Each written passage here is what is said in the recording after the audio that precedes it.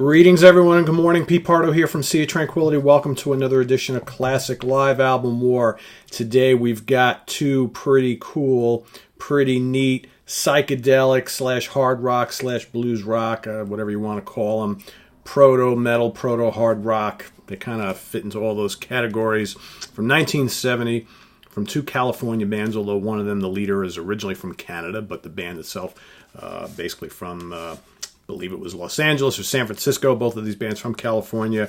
Steppenwolf live in one corner, Iron Butterfly live in the other. Okay, one a double album, one a single album, but both pretty strong for the most part. Okay, very notable. Okay, both of these bands had quite a following, starting in kind of like the mid-late 60s, throughout the rest of that decade, sprinkled a little bit into the 70s.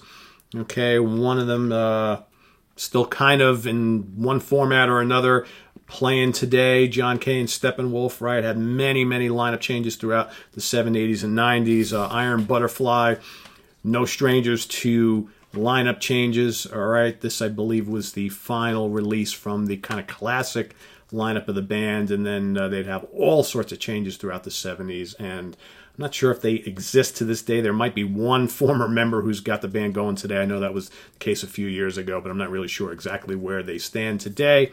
But I dig both of these albums, all right, for what they are. So the first one, Steppenwolf Live, all right.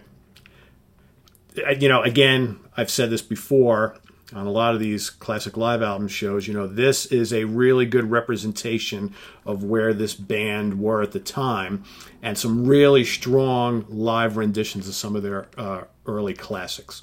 Okay, so if you're not familiar with Steppenwolf at all, you know, you can go out and get like a greatest hits set or something like this, but I'd steer you towards this because some really good live renditions of some of their early tracks. Starting off with one of my favorite tunes from them, Sookie Sookie or Sucky Sucky or however the hell, you know, when they're singing it sounds like something, but it's a Sookie Sookie, a great hard rock tune, very catchy, love it a lot. Don't Step on the Grass, Sam follows that, another pretty strong tune. Tighten Up Your Wig, pretty rockin'. A great rendition of Monster, almost 10 minutes long, probably for me my favorite version of Monster, really cool tune. That I think does not get enough credit as being one of Steppenwolf's greatest songs. Draft Resistor, another really strong tune. Can you feel the anti-Vietnam wrath on this album, right? Because remember, this album came out at the height of what was going on in Vietnam, and a lot of the bands in that era, a lot of their lyrical content had to do with the whole anti-war thing, right? Especially Steppenwolf. What else we got here? We got Power Play. You got Carina Carina, which I think was one of the two studio tracks they threw on this album to make it a double album. Twisted, From Here to There Eventually. Hey Lordy Mama, another really great tune from the band, also one of the other studio tracks on here. Then you've got three of probably their most popular songs. You got Magic Carpet Ride, really good version. The Pusher's great on here. Okay, and then of course finishing it all off with their perennial classic, Born to Be Wild, one of the probably most famous songs from the late 60s rock era, okay, covered by millions, it seems, of bands in its wake, but a really strong sounding recording. Production's great on here. The band's playing is impeccable. A lot of great guitar work. John Kay's vocals are outstanding. The rhythms are tight. There's plenty of groove. It's a really fun, enjoyable, hard rockin' live album from 1970. I dig it. I've always liked Steppenwolf. I'm kind of like a late comer to the band. I've only really started to get into their catalog over the last decade or so. This is damn good. I bought a lot of their studio albums before I got this one. This is one of the last things I picked up, and I'm like, damn, I should have got that early on, man. Really good stuff. Really good stuff. Again, they would continue to go on and make really great music after this live album, but this is kind of like a great snapshot of the early part of their career. On the other end of the ring, we've got those organ, guitar, manifestos, the Iron Butterfly live. All right, not a lengthy album by any means. Okay, only 6 tracks. All right, this features the lineup of Eric Brand on guitar, Doug Engel, of course, on organ and lead vocals, Lee Dorman on bass and backing vocals, and Ron Bushy on drums. So what we have here are a selection of a couple of tracks from their first couple albums, all right? You've got In the Time of Our Lives, which I really like here. It's a great way to kind of kick off. It's kind of like a melancholy but melodic song saturated with, organ. Got some cool guitar licks and, Doug's very unique vocal style. Then you got Filled with Fear, another good rockin' tune. It's pretty short, though. Then Soul Experience, okay, another cool tune. You Can't Win. Are You Happy? Okay, Are You Happy is another one of their, they really only had one monster hit, which we're going to talk about in a second. But Are You Happy was another one of those kind of notable tracks from their first couple albums that actually also really good here. It's got a really good hook to it. The Iron Butterfly are kind of in a weird way. You can kind of class, they're kind of like the Doors in a weird way. Their music has a similar kind of psychedelic feel with all the organ and stuff. But, they at times could get a little bit heavy, right? But not too heavy.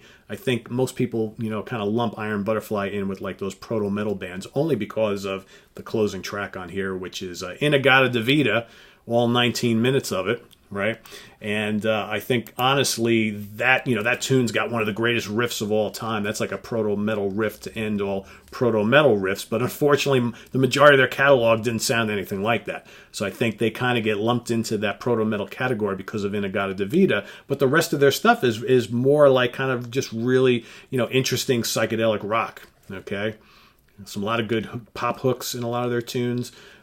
An interesting band, though, because all their albums sound really different than the one that came before it. That's kind of one of the things I always liked about Iron Butterfly. You couldn't really pigeonhole them in any specific sound. Each album, sounds a little bit different, than the other one. You got Ball, you got Devita, you got, a lot of their albums, even the later ones in the 70s with a completely revamped lineup. Kind of interesting, right? Some hard rock, some pop, all sorts of stuff going on there. Inagata Devita on here, at 19 minutes is a bit of a stretch. It's a bit of a stretch. You got like this kind of lengthy, almost meditative drum solo, right, which goes on way too long. The beginning of the tune and the end of it's cool because, the band is all amped up, right? The guitars are roaring, the organ's roaring, the vocals are haunting, but man, I would have cut like 8 minutes out of that at least, right? And fit another couple songs on here, right? But otherwise, a decent enough live album, right? It's what you got from the early part of the band, so or the early history of the band, I should say. So, for me, if I had to stack them both up against each other and pick one of them, right? Because that's kind of what I do and what I ask everybody to do on this classic live album war tournament. I'm going to go with Steppenwolf comes out rip-roar in the first round.